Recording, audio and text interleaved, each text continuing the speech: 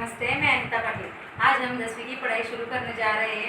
तो देखिए बच्चों, आपका यह 2020-21 साल जो है वो 10वीं का इम्पोर्टेंट है, बहुत ज़रूरी है। आपको मन से दिल से पढ़ाई करनी है।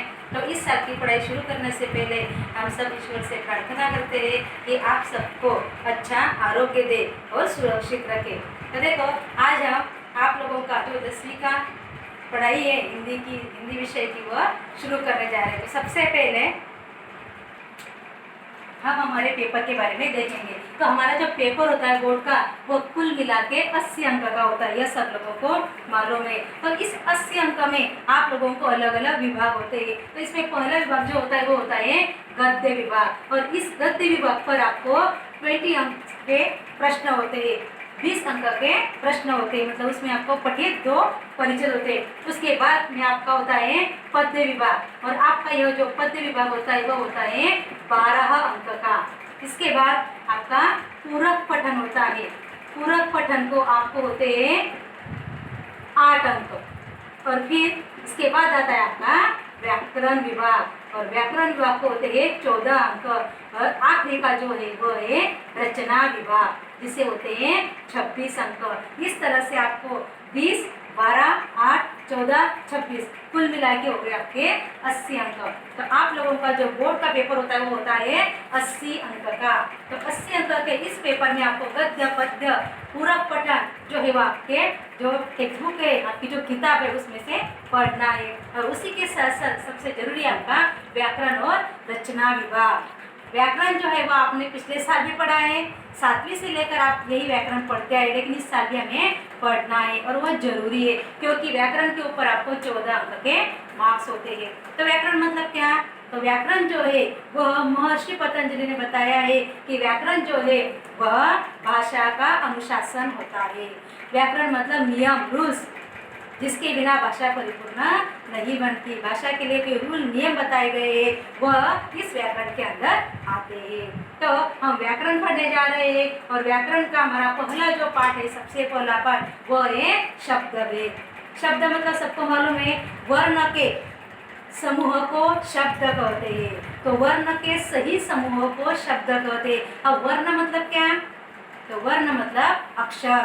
वर्ण मतलब अक्षर। तो वर्ण के अक्षर के सही समूह को हम क्या कहते हैं? शब्द कहते हैं। अब आप बोलेंगे कि सही समूह, सही समूह मतलब क्या? अगर हमने कहा ल म क, तो यह अर्थपूर्ण शब्द है क्या? नहीं। अगर हमने इसी अक्षरों को, इन्हीं वर्णों को ठीक तरह से लिखा तो वह क्या बनेगा? कमल बनेगा। तो कमल यह जो शब्द है वह सही शब्द है। इसलिए अक्षरों के या वर्णों के सही समूह को शब्द कहा जाता है। और इन्हीं शब्द के भेद हम आज पढ़ने जा रहे हैं। तो देखो बच्चों, शब्द भेद, शब्द भेद जो है तो शब्द के 2 भेद हैं। शब्द के कितने भेद हैं? 2 भेद है। हमने इससे पहले भी यह पढ़ा है और दोबारा पढ़ रहे, क्योंकि हम बार बार वही गलतियाँ करते हैं। तो इस बार आपको ध्यान देकर पढ़ना है और जो भी पढ़ाया गया वो ध्यान में रखना है। तो पहला जो है वो है विकारी शब्द। शब्द भेद के 2 प्रकार है, विकारी शब्द और अविकारी शब्द। इन विकारी शब्दों को सव्यय भी कहते हैं और अविकारी शब्द को अव्यय भी कहते हैं। तो सबसे पहले हम देखेंगे विकारी शब्द। विकारी शब्द किसे कहते हैं? जब संज्ञा, सर्वनाम, विशेषण, क्रिया, इन शब्दों में लिंग, वचन और कारक के अनुसार परिवर्तन होता है, उसे बोलते हैं, उसे कहते हैं विकारी शब्द। मतलब जब परिवर्तन होता है तो वह विकारी शब्द होते हैं। और जब इन्हीं शब्दों में संज्ञा, सर्वनाम, विशेषण, क्रिया, इनमें परिवर्तन उसे विकारी शब्द कहते हैं। लेकिन हिंदी में कुछ शब्द ऐसे भी हैं कि जिनमें कभी कोई परिवर्तन नहीं होता, तो उन्हें कहा जाता है अविकारी शब्द। लेकिन आज के समय हम सिर्फ विकारी शब्द का ही विचार करेंगे, वही पढ़ेंगे। तो विकारी शब्द मतलब संज्ञा, सर्वनाम, विशेषण, क्रिया, इन शब्दों में लिंग, वचन और कारक के अनुसार जो परिवर्तन होता है उसे कहते हैं विकारी शब्द। और इन्हीं विकारी शब्द जो है वह 4 है। विकारी शब्द कितने हैं? 4। सबसे पहला है संज्ञा, सर्वनाम, विशेषण और क्रिया। और इसमें से पहला है वो है संज्ञा। अब संज्ञा किसे कहते हैं? तो कोई भी व्यक्ति, वस्तु, स्थल या कोई रखा गया जो रिश्ता होता है, बताया गया कोई रिश्ता होता है, तो उन्हें रखे हुए नामों को हम संज्ञा कहते हैं। दोबारा बताती हूँ बच्चों, व्यक्ति, वस्तु, स्थल, प्राणी या कोई रिश्ता, इन्हें रखे हुए नामों को हम संज्ञा कहते हैं। जैसे कि राम है, गोपाल है, बाघ है, हाथी है, यह सब क्या है? संज्ञा है, क्योंकि रखे हुए नाम है। अब इसी संज्ञा जो है, तो संज्ञा के भी कुछ भेद है, कुछ प्रकार है। तो संज्ञा के कुल मिला के 5 प्रकार है। संज्ञा के प्रकार कितने हैं? 5 प्रकार है। पहला प्रकार जो है जातिवाचक संज्ञा। अब जातिवाचक संज्ञा किसे कहते हैं? जिस संज्ञा से उसके पूरे जाति का या पूरे वर्ग का पता चलता है या बोध होता है, उसे कहते हैं जातिवाचक संज्ञा। मतलब उस एक संज्ञा से या उस एक शब्द से, एक नाम से उसके पूरी जाति का, पूरे वर्ग का बोध होता है, उसे कहते हैं जातिवाचक संज्ञा। अब उदाहरण में क्या बता सकते हैं हम? पेड़, पर्वत, नदियाँ।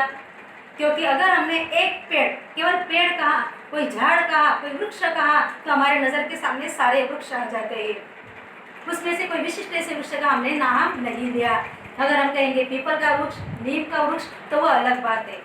लेकिन जब हम केवल वृक्ष की बात करेंगे तो सारे वृक्ष हमारे नजर के सामने खड़े हो जाते हैं। उसी प्रकार पर्वत है, अगर हमने पर्वत कहा तो सभी पर्वत हमारे नजर के सामने आते हैं। लेकिन जब हम कहेंगे हिमालय पर्वत, तो अलग है। इसलिए पर्वत है, नदी है, वृक्ष है, यह क्या है?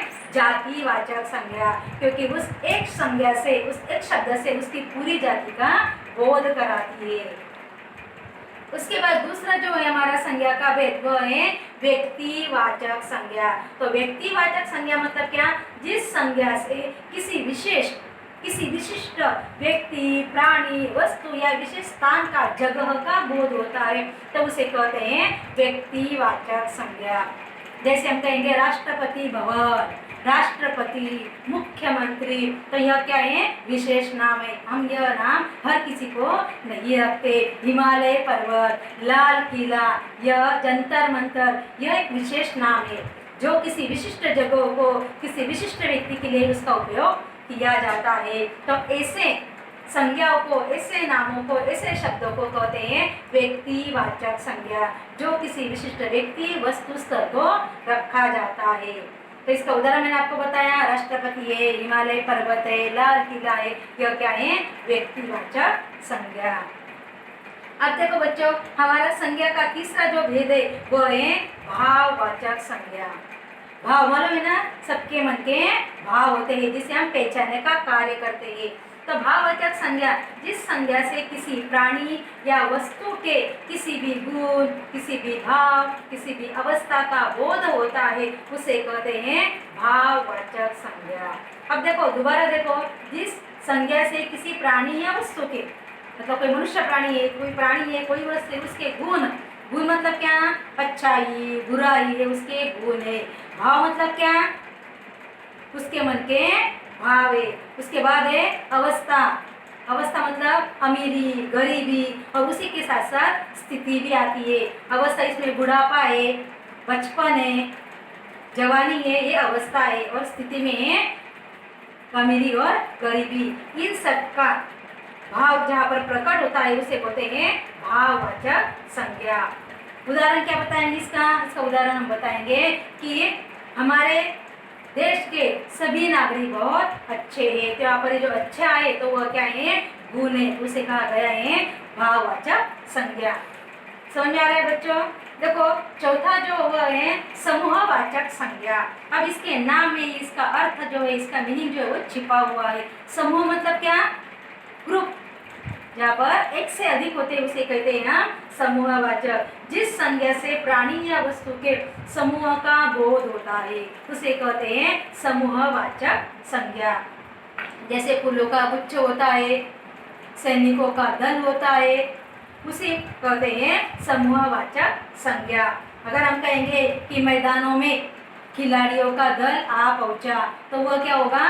समूहवाचक संज्ञा। क्योंकि वहाँ पर एक से अधिक है तो उसे कहते हैं समूह, वो ग्रुप होता है। और अब हमारा संज्ञा का जो आखिरी और पांचवा भेद है, पांचवा प्रकार है, वो है द्रव्यवाचक संज्ञा। तो जिस संज्ञा से किसी द्रव्य का बोध होता है उसे द्रव्यवाचक संज्ञा कहते हैं। अब इस द्रव्यवाचक संज्ञा में सभी प्रकार के खाने पीने पहनने की सभी द्रव्यों का समावेश होता है। जैसे राम दूध लेकर आया, तो यहाँ पर दूध जो है वह क्या है, संज्ञा है। कौन सी संज्ञा है, द्रव्यवाचक संज्ञा है। तो देखो बच्चों, इस तरह से आज हमने विकारी शब्द, उसके भेद 4, संज्ञा सर्वनाम विशेषण और क्रिया। तो इसमें से पहला जो है संज्ञा, उसे हमने पढ़ा है। और इस संज्ञा के जो भेद है वह 5 है। पहला है जातिवाचक, व्यक्तिवाचक, तीसरा है भाववाचक, चौथा है समूहवाचक और 5वां है द्रव्यवाचक। तो सभी लोगों ने अपने नोटबुक में, मतलब हिंदी के लिए आप लोगों को स्पेशल नोटबुक लगानी है, उसमें यह सारे शब्द और शब्द के भेद जो है वह लिख कर रखने हैं। जब हमारा क्लास शुरू होगा तो हम ये जो नोटबुक है तुम्हारे वह चेक करेंगे, उसे देखेंगे।